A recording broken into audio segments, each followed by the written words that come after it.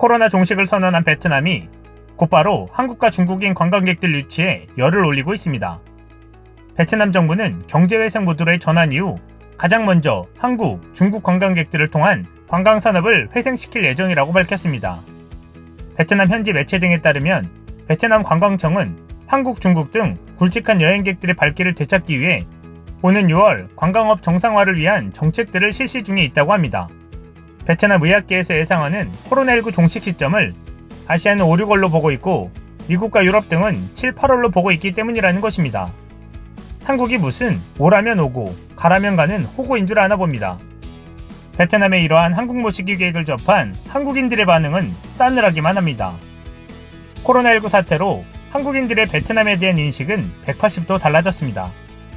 그도 그럴 것이 일방적인 한국인들의 입국 금지를 단행한 것도 모자라 한국에서 코로나가 확산되던 것을 조롱하며 한국인을 코로나 전염 매개체로 대했었기 때문입니다.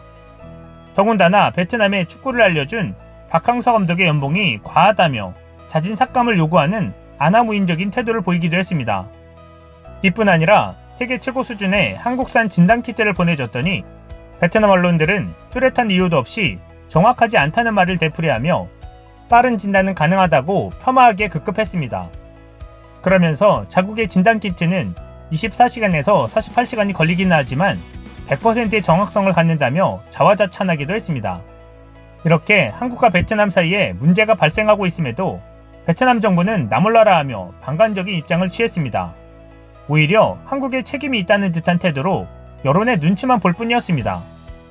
한국이 베트남에 이러한 취급을 당했는데 베트남 정부의 사과는커녕 다시금 관광하러 오라고 손짓하고 있습니다. 이제는 한국이 많이 아쉬워진 상황이 되었나 봅니다. 코로나19가 한국에서 폭증할 당시 한국은 막고 일본은 막지 않았던 베트남입니다.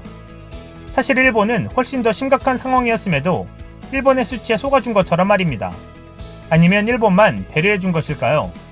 베트남 관광청이 발표한 자료에 따르면 2019년 베트남을 찾은 외국인 약 1,800만 명 중 한국인이 429만 1천 명 정도로 24%를 차지해 베트남 관광산업의 큰손 중에 큰손임을 입증했습니다.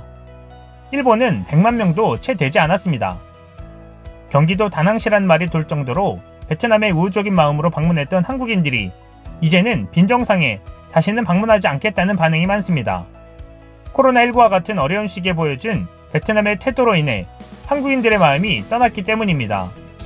한국인들을 다시 모시려는 베트남 현지 여행 플랫폼 관계자는 한국에 협력 관계를 맺은 여행사들의 반응이 부정적이다라며 말로만 듣던 한국인들의 반응에 우려하고 있는 상황입니다. 어디 한번 떠난 마음 되찾기가 쉬울까요? 베트남 관광업계에서는 야심차게 스마트 관광 운영센터를 열 예정이라고 하는데 이제 한국 말고 베트남이 그토록 신뢰하는 일본 관광객을 유치하는 게 더 현명한 방법일 듯 합니다. 일본도 한국과 코로나19 수치상 비슷하니 한국은 일본에 양보하려 합니다.